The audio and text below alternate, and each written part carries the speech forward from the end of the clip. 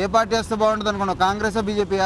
మరి బీజేపీ కేసీఆర్ రావాలి సార్. కేసీఆర్ ఇక్కడ రేవంత్ అన్న పరిపాలన ఎట్లుంది? కేసీఆర్ వచ్చి కానీ పడబడుతున్నాడు. రైతులకు కావాల్సింది నీళ్ళ మంచి మంచి ఇల్లు కడతా అంటేనే పనులు వస్తుంది. దాన్ని మరి రిపేర్ చేయించుకోదా?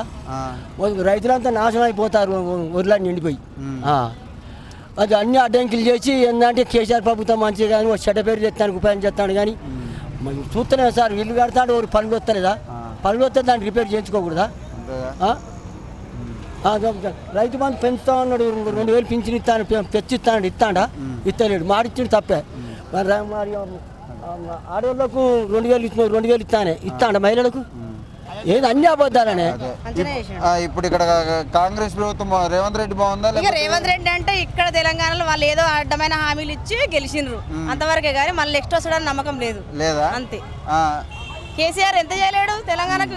ఇట్లుండేనా ముందుగా? ఉండేనా? 10 ఏళ్ళ కింద ఉండేనా? వాళ్ళు 60 ఏళ్ళు 50 ఏళ్ళు పాలించిండ్రు కాంగ్రెస్ వాళ్ళు. ఉండేనా ఇట్లా? అంత డెవలప్ చేసి అది చేసి పెట్టినాక వాళ్ళు వచ్చి ఏదో చేసిన దాని మీద తిప్పుతున్నారు.